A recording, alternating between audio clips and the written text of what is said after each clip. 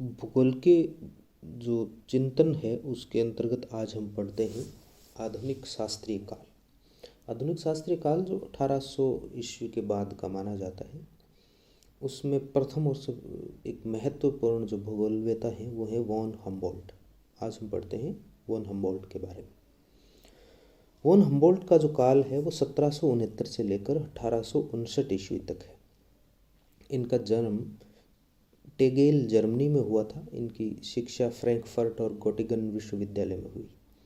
Göttingen विश्वविद्यालय में Humboldt की मुलाकात जॉर्ज फोर्स्टर से हुई, जी फोर्स्टर, जो जेम्स कुक के साथ हिंद व प्रशांत महासागर की यात्रा पर गया था। फोर्स्टर वनस्पति विज्ञानी था। फोर्स्टर से संपर्क के कारण हम्बोल्ट की रुचि वनस्पतियों के पारिस्थितिकी अध्ययन में हुई। फोर्स्टर की यात्रा के साथ राइन नदी की यात्रा की तथा 1789 में राइन नदी की बेसाल्ट चट्टानों एवं खनिजों पर एक पुस्तक राइनलैंड बेसाल्ट लिखी। खनिज विज्ञान की उच्च शिक्षा के लिए फाइबर्ग एकेडमी ऑफ साइंस में प्रवेश लिया, जहां भूविज्ञानी वर्नर से मुलाकात हुई। इस दौरान खदानों में स्थित वनस्पतियों पर शोध किया तथा लैटिन भाषा में एक पुस्तक फ्लोराए फाइबर जेनेसिस लिखी। 1793 में लैटिन भाषा में जियोग्नाजिया बुक लिखी। 1799 में वनस्पति विज्ञानी बोनप्लाड के साथ दक्षिणी अमेरिका के स्पेनी उपनिवेशों की यात्रा पर निकले। 1800 में वेनेजुएला की वेलेंसिया झील की यात्रा की तथा बताया कि झील के सिकुड़ने का कारण वनों को काटकर कृषि करना है, अर्थात वनों को काटने से वर्षा कम होती है। जलवायु परिवर्तन पर प्रथम विचार हम्बोल्ट ने दिया। बफिन के अनुसार अकाल व जलवायु परिवर्तन का कारण वन उन्मूलन है। 1800 में ओरिनिको नदी की खोज की तथा अमेजन की सहायक बताया। 1801 में एंडीज की यात्रा की और इस दौरान इन्होंने कई अपने अनुभव थे वो बताए कि चेमोरोजी पर्वत पर इन्होंने जो प्रथम बार चढ़ाई की, उन स्थानों पर कालमापी से अक्षांश और देशांतर का निर्धारण किया। थर्मोमीटर में बैरोमीटर से तापमान, वायुदाब और सागर तल से ऊंचाई नापी। ऊंचाई पर कम दाब के कारण मानव स्वास्थ्य पर विपरीत प्रभाव को बताया। पेरू तट पर ठंडी जल धारा की खोज की, जिसे हम्बोल्ट या पेरू धारा कहा जाता है। पेरू के लीमा तट पर तटीय सर्वेक्षण किया और यहीं पर धारा का पता लगाया। 1803 में मेक्सिको की यात्रा की तथा मेक्सिको का प्रादेशिक भूगोल पर लेख लिखे और पनामा नहर का विचार दिया। 1804 में क्यूबा की राजधानी हवाना गए तथा यहाँ पर दासों की स्थिति देखकर विचार दिया कि सभी मानव प्रजातियों का उद्गम एक ही है, उसमें कोई श्रेष्ठ या हीन नहीं है। 1807 से 1826 तक बर्लिन में रहे तथा अपनी यात्रा के दौरान एकत्रित तथ्यों से नए महाद्वीपों के भूमध्य सागरीय प्रदेशों की यात्रा नामक पुस्तक लिखी। 1827 में जार के आमंत्रण पर पिट्सबर्ग गए तथा नए खनिजों की खोज हेतु यूराल, अल्टाई और साइबेरिया की यात्रा की। इस भ्रमण के दौरान सागरों से दूर महाद्वीपों के आंतरिक भागों की ओर तापमान में वृद्धि होती है, ये बताया, जिसे महाद्वीपीय जलवायु नाम दिया। प्रथम जलवायु शब्द का प्रयोग जो किया वो हम्बोल्ट ने किया था। परमाफ्रोस्ट शब्द हम्बोल्ट ने दिया था। इसी यात्रा के दौरान यूराल को नया अल्डोराडो या सोने की खान नाम दिया। तापमान संबंधी आंकड़ों से विश्व का प्रथम औसत तापमान आधारित मानचित्र तैयार किया। आइसोथर्म शब्द का प्रथम प्रयोग किया। आइसोथर्म के अक्षांशों पर उत्तर दक्षिण विस्थापन के बारे में विचार व्यक्त किए।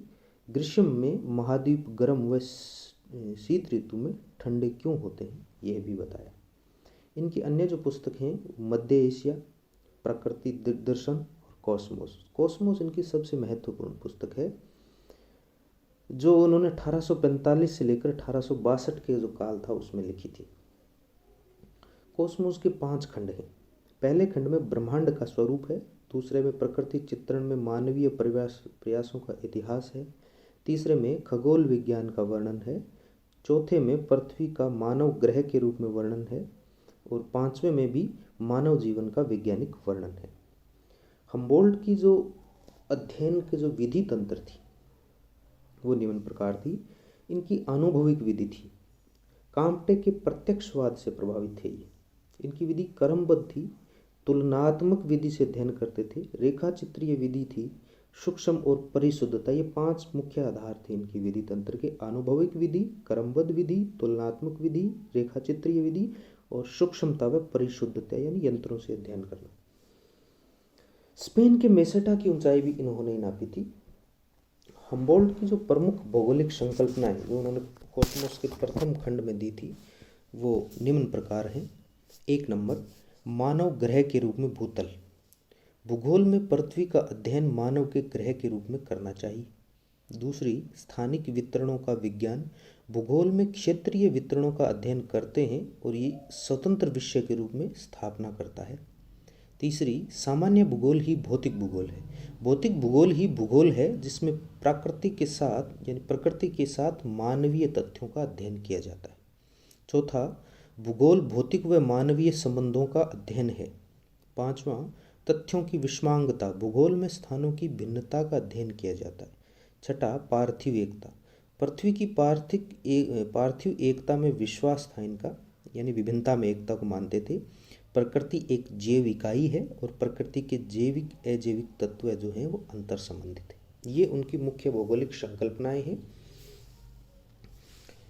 व्यवस्थित विषय के रूप में भूगोल को वैज्ञानिकता प्रदान करने वाले ये व्यक्ति थे। वर्षा और वनों में इन्होंने धनात्मक संबंध बताया था। कोस्मोग्राफी, विश्व रचना शब्द की रचना की थी। ये जो है वो हम्बोल्ट पर्यावरण निश्चयवादी माने जाते हैं। इनकी विधि आगमनात्मक विधि है। जैव भूगोल, वनस्पति भूगोल, आधुनिक भूगोल के ये पिता कहे जाते हैं। डी मर्तोनी के अनुसार हम्बोल्ट ने भूगोल की 2 मौलिक संकल्पनाएं दी, कार्यकरण सिद्धांत और सामान्य भूगोल सिद्धांत। हम्बोल्ट अंतिम पॉलीमेथ था जिसने भूगोल में नया पैराडाइम साइंटिफिक ज्योग्राफी प्रारंभ किया तथा भूगोल को आंकड़ों के संग्रह से बाहर निकाला। धन्यवाद।